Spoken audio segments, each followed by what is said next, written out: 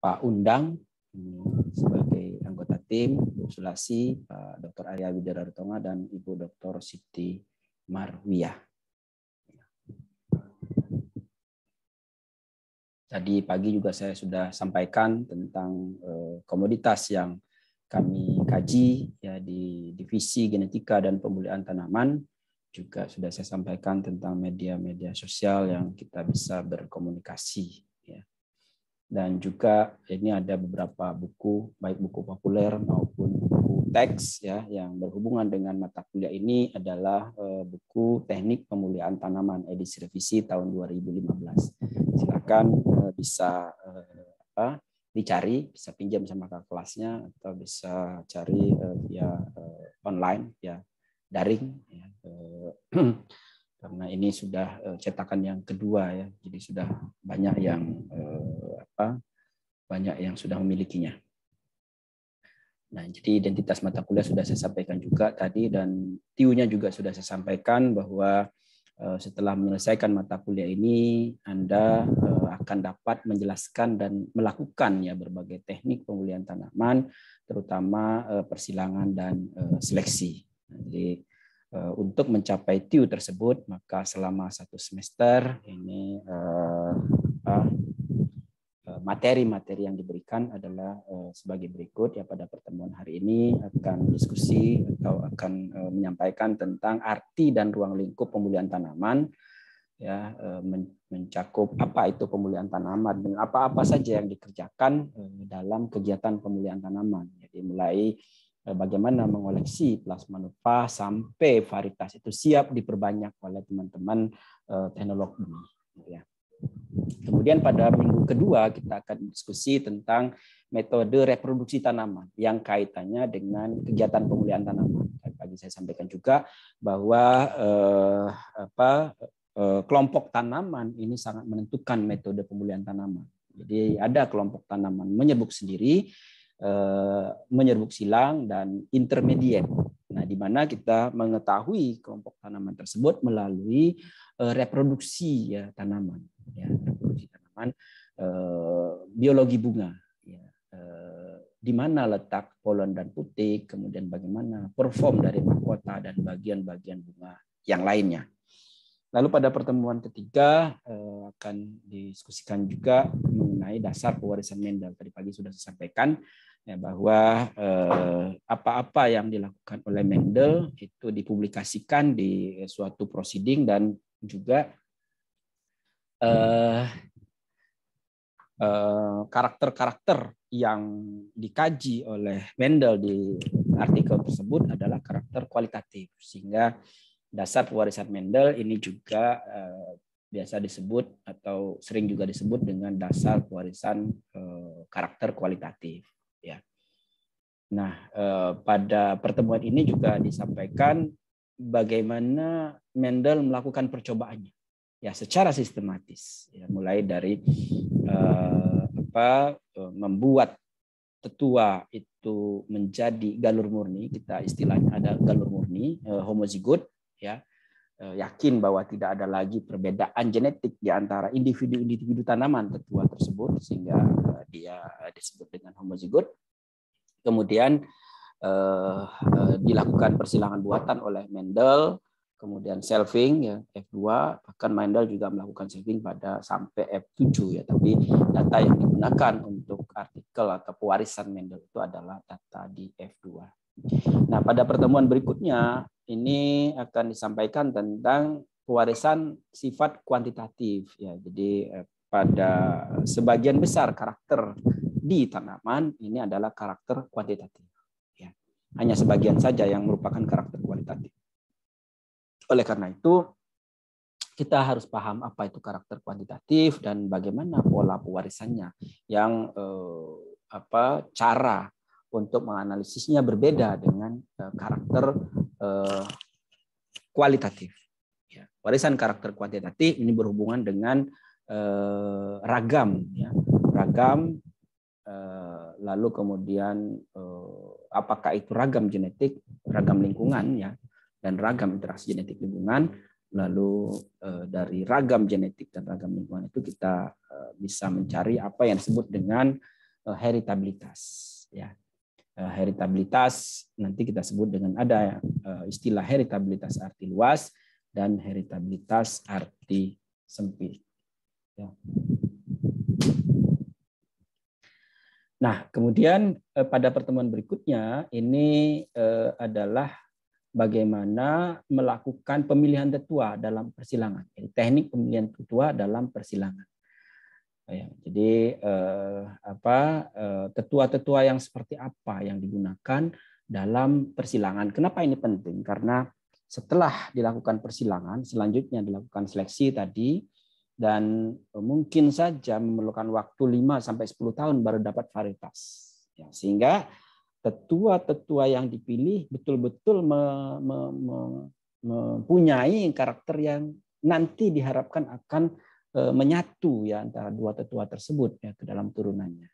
Ya, jadi karakter-karakter baik pada tetua A dengan karakter-karakter baik pada tetua B ini menyatu sehingga bisa membentuk varietas baru yang merupakan kumpulan dari karakter-karakter baik dari dua tetua tersebut. Pemilihan tetua ini merupakan kunci dalam keberhasilan kegiatan pemulihan tanaman. Tetua-tetua mana yang akan dipakai dalam pemulihan tanaman itu menjadi sangat penting. Nah, setelah tetua terpilih, maka berikutnya adalah membentuk populasi melalui persilangan buatan. Ya, jadi bagaimana persilangan buatan itu dilakukan? Saya kira tadi pagi sudah disampaikan juga video dan juga kita merencanakan berbagai persilangan pada tanaman. Ya, nah ini pembentukan populasi. Betapa pentingnya pembentukan populasi itu sehingga perlu kita diskusikan ya bahwa pembentukan populasi melalui hibridisasi itu adalah cara yang paling mudah dilakukan jika gen-gennya atau karakternya itu ada pada tanaman. Ya, jadi hibridisasi buatan itu adalah cara yang mudah dan praktis dalam melakukan perluasan keragaman genetik. Cara lain saya kira ada dengan mutasi, ada dengan bioteknologi tanaman, rekayasa genetika, ya, genome editing dan lain sebagainya. Ya. Lalu kemudian berikutnya adalah kita akan ilustrasikan berbagai teknik persilangan pada berbagai tanaman. Tadi pagi saya sampaikan ada yang mewakili kelompok tanaman menjadi sendiri, kelompok tanaman menjadi silang, dan membiak secara vegetatif. Ya, nah, dari hasil persilangan tersebut, kemudian generasi-generasi yang bersegregasi kita sebut F2, F3, F4 dan seterusnya, kita lakukan seleksi. Dan penting kita mempelajari apa itu seleksi dan apa itu kemajuan seleksi. Jadi seleksi jika sudah dilakukan itu seyogianya menghasilkan sesuatu yang lebih baik. Kalau seleksi tidak menghasilkan sesuatu yang lebih baik, maka berarti tidak ada kemajuan.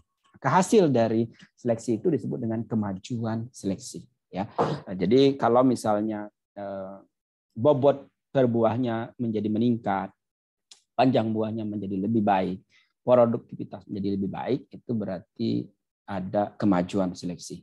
Ya, nah, itu diukur pada generasi berikutnya. Seleksi kita terapkan pada tanaman tertentu, kemudian dilanjutkan pada generasi berikutnya. Nah, pada generasi berikutnya menunjukkan perform yang lebih baik daripada sebelumnya.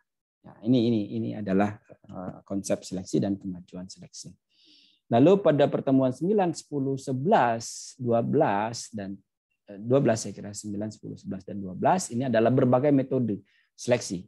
Baik itu pada tanaman menyerbu sendiri maupun pada tanaman menyerbu silang. Jadi seleksi massa dan seleksi galur murni, seleksi bull dan pedigree, SSD dan silang balik itu pada tanaman menyerbu sendiri. Ya, massa dan galur murni itu adalah seleksi pada populasi yang belum dilakukan persilangan. Jadi misalnya pada populasi di lokal begitu ya, tidak melakukan persilangan, lalu kita lakukan seleksi massal, seleksi galur murni jadilah varietas. Sementara seleksi bull, pedigree, SSD dan silang balik itu adalah seleksi pada populasi bersegregasi dan ada metode yang dilakukan untuk menghasilkan galur murni. Nah, kemudian seleksi berulang ini ada untuk tanaman menyerbuk silang yang dihasilkan varietas bersari bebas. Jadi seleksi berulang itu akan menghasilkan varietas bersari bebas. Berikutnya adalah metode pembentukan varietas hibrida. Nah, ini adalah untuk varietas yang tanaman menyerbu silang. Jadi menyerbu silang biasanya itu adalah varietas hibrida. Tapi pembentukan varietas hibrida ini tidak selalu untuk tanaman menyerbu silang. Bisa tanaman menyerbu sendiri, ya bisa juga intermediate, tapi lebih banyak pada tanaman menyerbu silang. Tanaman menyerbu silang outputnya adalah varietas hibrida, sudah pasti. Tapi tanaman menyerbu sendiri bisa juga kita buat varietas hibrida. Nah, ini pada pertemuan 13. Sedangkan pada pertemuan 14, itu adalah pertemuan terakhir, ini kita akan diskusikan tentang bagaimana varietas itu bisa dilepas dan bagaimana bisa dilindungi. Pelepasan varietas itu adalah untuk melindungi petani, untuk melindungi konsumen. Sementara perlindungan varietas itu adalah untuk melindungi pemulia, untuk melindungi produsen. Varietas itu dilindungi agar tidak disalahgunakan oleh orang lain. Sementara pelepasan varietas itu melindungi konsumen karena dengan pelepasan varietas maka pemerintah mengesahkan deskripsi varietas. Nah, deskripsi varietas ini menjadi acuan bagi petani dan konsumen untuk menanam varietas tersebut sesuai dengan harapan. Jadi pelepasan dan perlindungan varietas itu sangat penting dalam regulasi ya di Indonesia agar varietas yang beredar itu legal dan kemudian bisa dilanjutkan dengan memperbanyak benih oleh teman-teman teknolog benih. Nah, itu saya kira 14 kali pertemuan dan pustaka yang kita pakai tadi saya sudah sampaikan tentang buku kami tahun 2015, ini edisi keduanya 2015, itu terbit tahun 2012 sebetulnya oleh penebar swadaya. Kalau misalnya Anda tidak terlalu suka buku yang berbahasa Indonesia, buku berbahasa Inggris pemulihan banyak sekali. Ya, silakan bisa dibaca. Sekarang saya kira ada beberapa buku juga yang bisa Anda dapatkan secara online free. Gitu ya. Nah, penilaian ini sudah sampaikan tadi pagi bahwa praktikum itu maksimum 60%, 40-60%, kemudian UTS dan UAS maksimum masing-masing 30% atau 20% ya. Dengan A itu 75, kemudian AB 70-74,99, B, BC, C, CD, D dan E. Saya tidak berharap Anda mendapatkan nilai lebih rendah daripada C. Ya, harapan saya Anda semua mendapatkan nilai A, AB atau minimal B. Ya, saya kira itu penilaian mengenai disiplin, kedisiplinan, tata aturan itu kita mengikuti peraturan yang berlaku. Ada pertanyaan?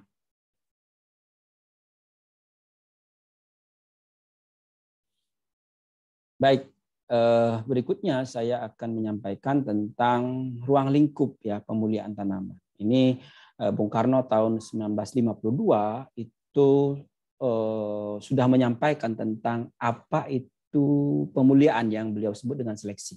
Ini pada saat peletakan batu pertama Fakultas Pertanian Universitas Indonesia yang merupakan cikal bakal dari Institut Pertanian Bogor, bahwa persediaan bahan makanan dapat kita tambah dengan mengintensifkan usaha pertanian kita, khususnya dengan seleksi dan pemupukan. Jadi secara gamblang Bung Karno menyatakan seleksi dan pemupukan adalah kunci dalam persediaan bahan makanan.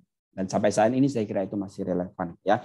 Nah, ini 8 tahun sebelum Thailand ini fokus dengan kegiatan pemuliaan. Nah, karena Thailand fokus maka 30 tahun kemudian Thailand leader dalam hal varietas-varietas unggul ya, serba Bangkok. Ada jambu Bangkok, pepaya Bangkok, ayam Bangkok, semua serba Bangkok itu dianggap unggul. Ya, 10 tahun terakhir saya kira Indonesia sudah bisa mandiri dengan itu dan berbagai varietas Indonesia lebih baik dibandingkan dengan apa yang dihasilkan di Thailand. Nah, ini saya kira kalau dulu kita misalnya makan pepaya dengan diiris, barangkali sekarang sudah ada pepaya kecil yang makan dengan sendok, barangkali ke depan bisa makan pepaya seperti makan pisang. Ini bisa saja terjadi. Atau makan jeruk itu langsung dari buahnya, atau makan nanas juga langsung diambil seperti itu. Dan apa sebetulnya diinginkan? Apakah menginginkan durian tanpa duri? Ya, kalau durian tanpa duri kan enak upasnya begitu ya. Nah,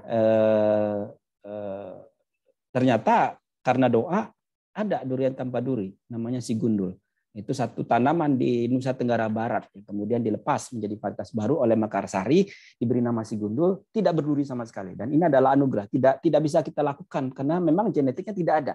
Ini kemungkinan adalah mutasi secara alami di lereng gunung di ketinggian kemiringan 45 derajat petani menemukan satu pohon lalu lapor kepada Mekarsari dan Mekarsari langsung cek ke sana observasi dan ternyata ini ada sesuatu yang baru di Indonesia, baru juga di dunia. Sehingga muncullah namanya si gundul, durian tanpa duri. Jadi kalau durian tanpa duri, durian hilang jadi buah jadinya. Bagaimana dengan durian tanpa pembatas ruang buah? Jadi sekali buka langsung ngumpul. Ternyata di Nusa Tenggara Barat juga ada, namanya si pakem. Sekali buka itu langsung ngumpul di tengah-tengah sehingga tidak repot lagi kita buka ruang-ruangnya. Nah, ini ada semua di Indonesia, ya. Ada semua di Indonesia selain daripada tanaman-tanaman lain atau durian-durian lain, ada durian pelangi, ada durian merah dan lain sebagainya.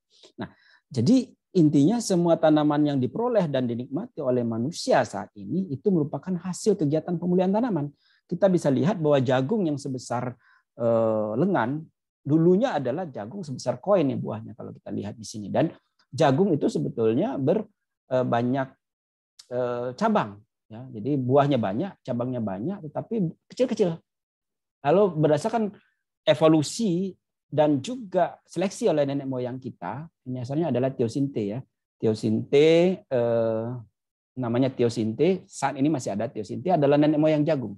Yang kemudian muncullah jagung modern yang tidak punya cabang, yang tongkolnya bisa lebih besar, ya, sebesar lengan. Jadi kalau mau memperbesar tongkolnya, barangkali sudah tidak bisa lagi di pohon, ya, letakkan di tanah berarti di sini. Bisa saja tongkolnya ada di bawah sini biar bisa sebesar betis misalnya. Ke depan bisa saja seperti itu dalam rangka peningkatan produktivitas. Ya, tongkolnya 1, sekarang sudah tongkol 2, tongkol 3 dan seterusnya. Gitu ya, semua berbuah dengan baik. Nah ini contoh, ya, bahwa ini contoh yang lain bahwa durian montong, durian Bangkok itu sesungguhnya asalnya dari Karanganyar, tetuanya dari Jawa Tengah. Persilangan berbagai tetua muncullah montong. Ya. Nah, atau sayuran-sayuran yang kita konsumsi sehari-hari. Jadi misalnya dari namanya Brassica oleracea, seleksi di terminal BAT itu muncullah kubis.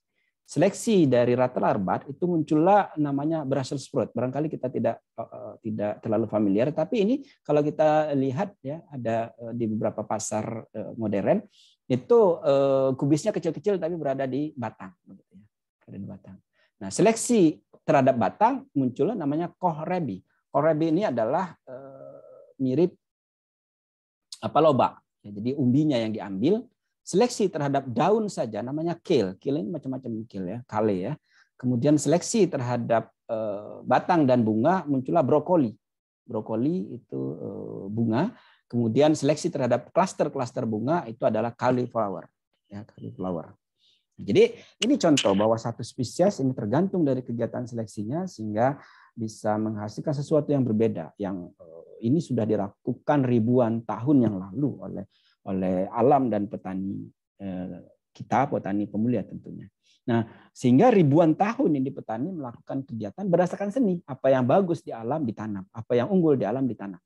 Ya, selama puluhan ribu tahun sebelum Mendel menemukan hasil penelitiannya tahun 1900-an.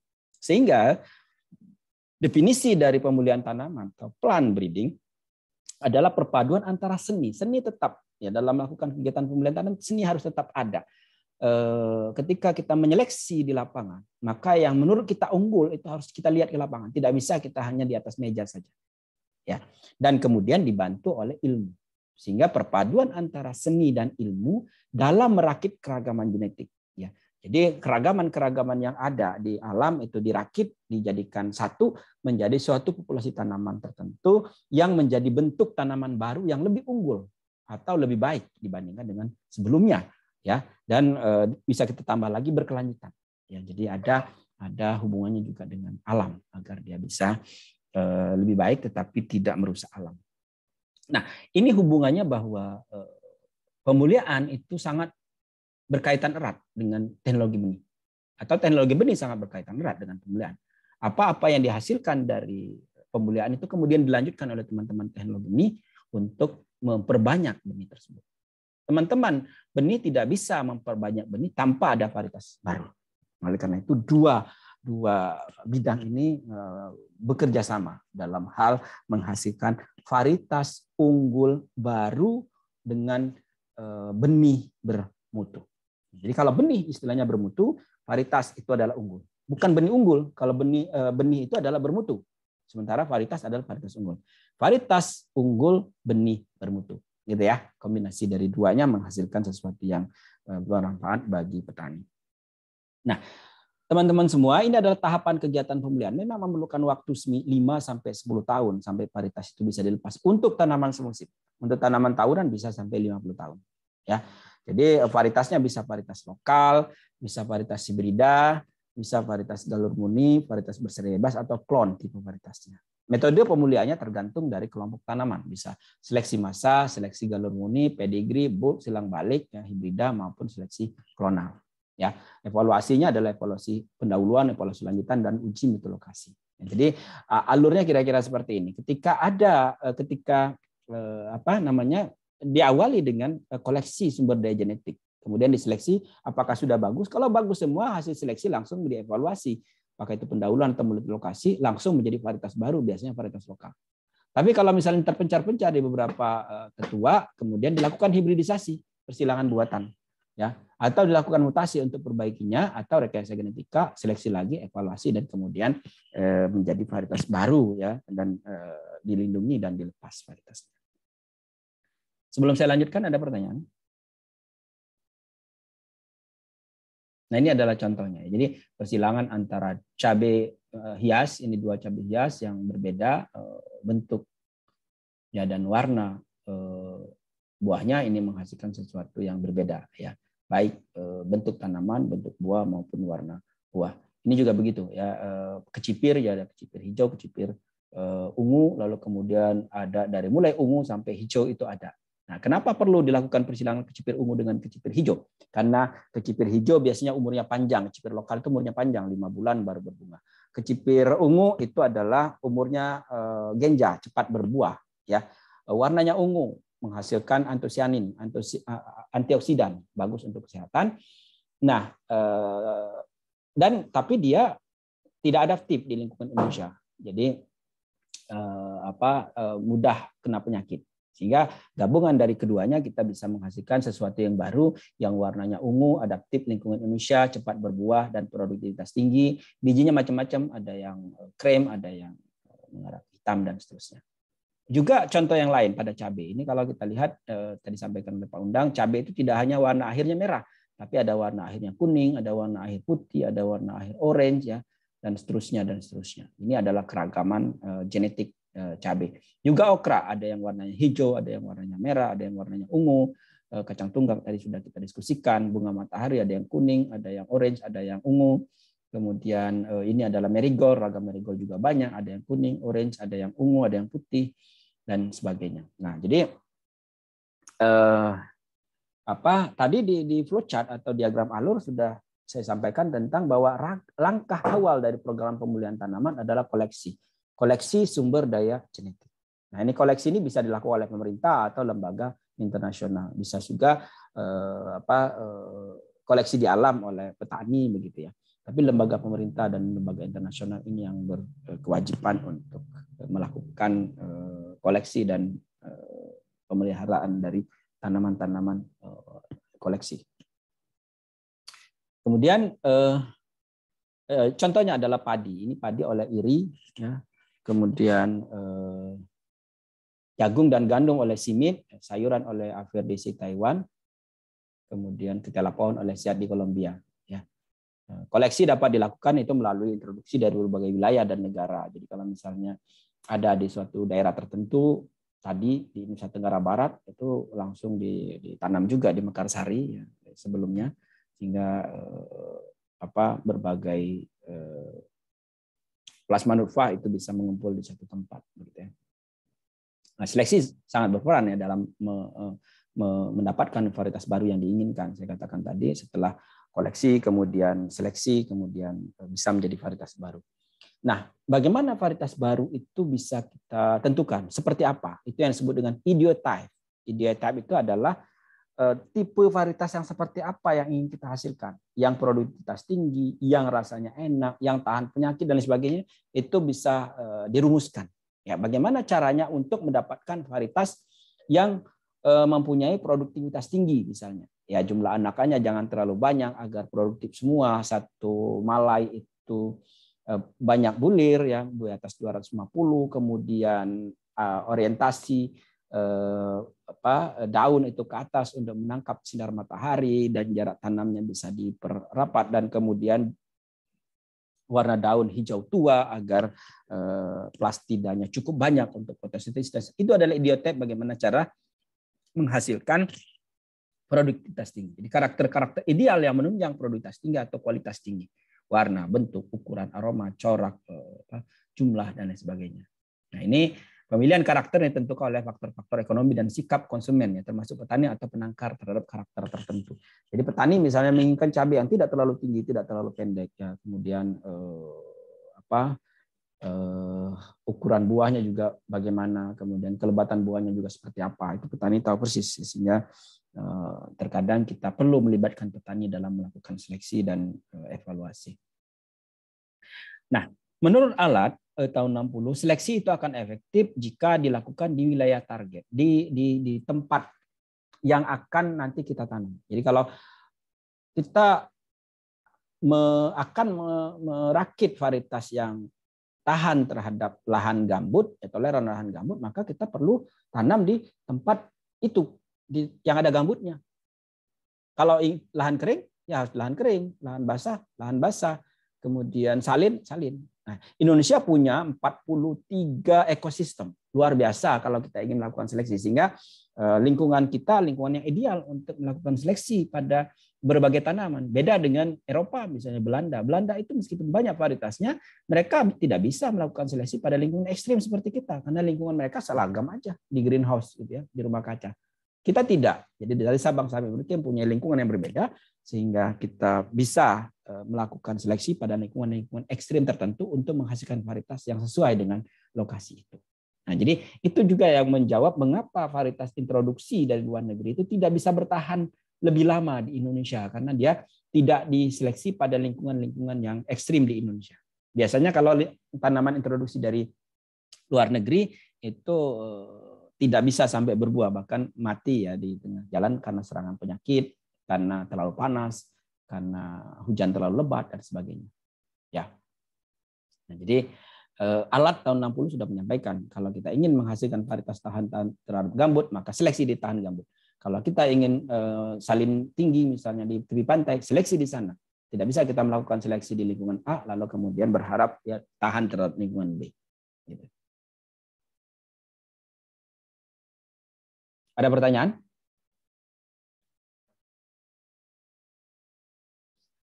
Nah, adanya keragaman genetik tanaman sangat diperlukan dalam pemilihan tanaman. Tanpa ada keragaman itu tidak mungkin ada seleksi. Ini keragaman itu bisa dari introduksi, saya sampaikan tadi, dari persilangan buatan menghasilkan galur-galur, atau mutasi buatan bisa menggunakan radiasi, ini sinar gamma, sinar macam-macam ya, ada ultraviolet, sinar X gitu ya. Poliploidi ini penggandaan kromosom itu sudah terjadi atau sudah dilakukan pada semangka tanpa biji, pisang tanpa biji, itu adalah poliploidi. Jadi keragaman dibuat dari poliploidi. Transgenik, transformasi genetik itu adalah menyisipkan gen ya dari makhluk hidup tertentu ke tanaman. Nah, ini peningkatan keragaman. Ya. Kemudian pengujian calon varietas itu merupakan keharusan sebelum dilepas, itu perlu diuji dulu. Ada syarat-syarat pengujiannya untuk lokasi. Berapa lokasi? Misalnya 3 lokasi 2 musim untuk tanaman hortikultura, 6 lokasi 2 musim untuk jagung misalnya. Sebelum disebar itu diuji dulu, kemudian dilepas menjadi varietas baru. Varietas yang sedebar tanpa melakukan pelepasan varietas akan mendapatkan sanksi. Ada peraturan perundangan yang berlaku. Ya. Jadi pelepasan varietas dan sanksi itu diatur pemerintah melalui undang-undang dan peraturan pemerintah. Jadi itu urutannya tadi dari alur yang tadi kita sudah diskusikan, memerlukan waktu 5-10 tahun. Nah, yang kita perlu pahami sangat itu adalah sasaran program pemulihan itu apa saja. Ada yang perbaikan potensi hasil, ya. Ini suatu gelombang pertama dari pemulihan itu adalah bagaimana mempunyai produktivitas tinggi. Tahun 1900-an itu seperti itu, peningkatan produktivitas ada 2 kali lipat, 3 kali lipat pada jagung, ya. Nah, jadi potensi hasil itu melalui biomasa yang disalurkan ke bagian-bagian tertentu. Contohnya adalah padi tipe baru tadi. Padi tipe baru itu adalah perbaikan potensi hasil yang tadinya hanya 3, 4 sampai 5 ton itu menjadi 6 sampai 9 ton per hektar pipilan gabah kering ya, gabah kering giling atau gabah kering.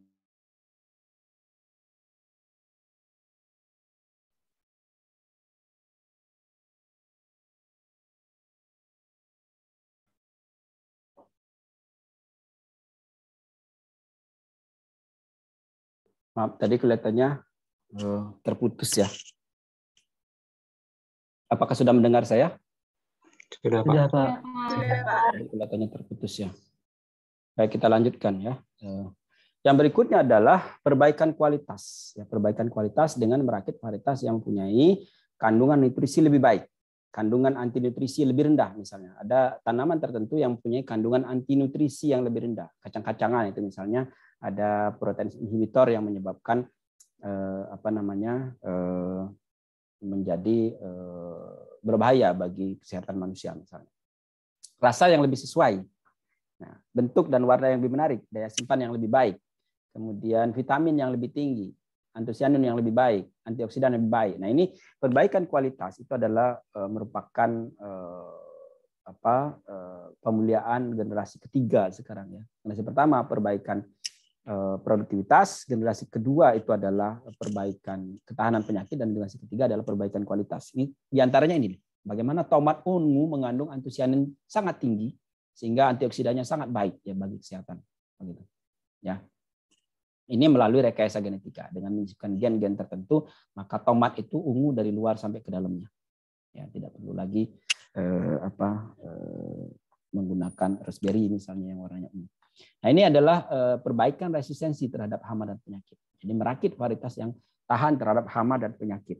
Nah, ini penting bagi lingkungan di Indonesia karena saya katakan tadi cekaman lingkungan di Indonesia lebih tinggi dibandingkan negara lain.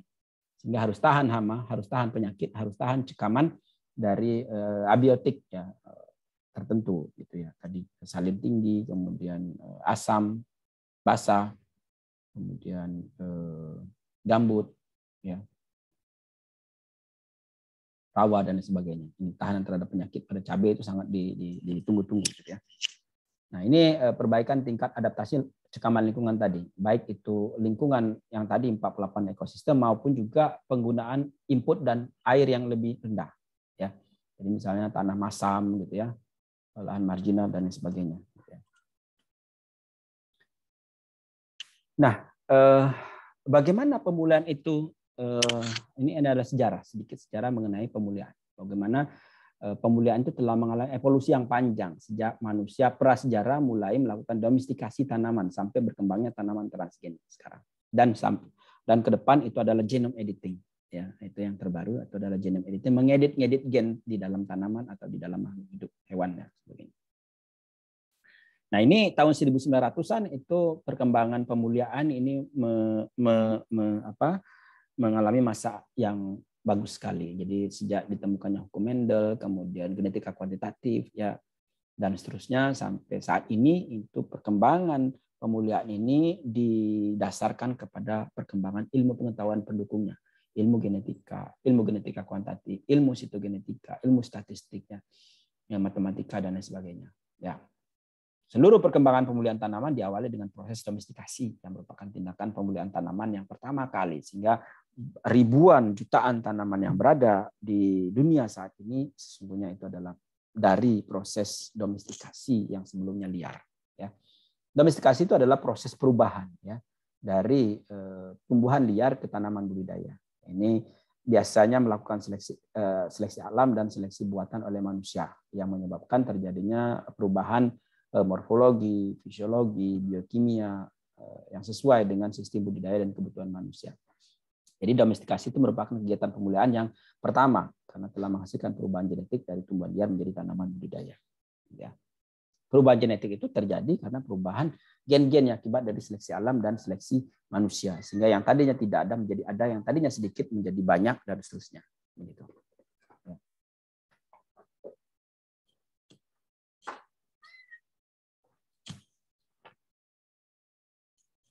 Ini misalnya contoh domestikasi pada padi, di mana tadinya bijinya susah rontok menjadi mudah rontok, kemudian dormansi, ya, kemudian menjadi tidak dorman, gitu ya. dan seterusnya. Ini padi yang tadinya seperti rumput itu menjadi padi budidaya.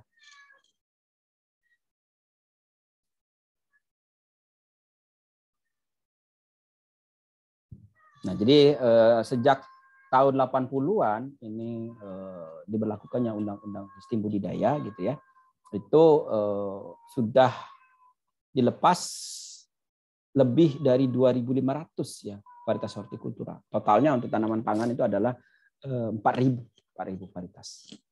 Ya, sudah dilepas. Ini adalah misalnya contohnya varietas kentang Cipanas. Ini adalah varietas yang pertama kali dilepas tahun 1980-an. Ya. Granola sekarang masih digunakan. Dan ini ada beberapa varietas yang dihasilkan oleh PB yang sudah dilepas. Misalnya varietas hibrida IPB CH3, kemudian ada varietas non hibrida Slovka, anis, kemudian ada tomat tora, tomat dataran rendah yang ukuran buahnya besar, kemudian ada varietas cabai macam-macam warna-warni, cabai hias. Cabai hias itu adalah varietas pertama kali yang kita lepas. Ya. Ada IPB tahun 2020, ada yang bulat, ada yang panjang, ada yang ungu. Ini kita sebut dengan lembayung varietasnya. Dan ini varietas yang baru kita lepas tahun lalu itu 2021 Bonita untuk rawit yang super pedas. Ya. Dan juga cabai hias yang lain. Ini ada 11 total cabai hias yang sudah kita daftar mau kita lepas. Dan juga kita arahnya ke warna ungu. Ya, warna ungu ini akan menghasilkan antosianin tinggi, antioksidan tinggi. Jadi kacang panjang ungu, kemudian okra ungu, kemudian kecipir ungu dan seterusnya. Ya. Dan ini sudah kita sebar luaskan. Ya. Bisa Anda cek di Google itu misalnya AISA IPB maka ada ribuan. Ya. Juga melalui media massa sudah tersebar sedemikian rupa. Ya. Nah jadi itu saya kira kegiatan pemuliaan yang dilakukan di IPB dan juga ruang lingkup pemuliaan mulai dari koleksi sampai bagaimana varietas itu bisa dilepas jadi varietas baru. Ada pertanyaan?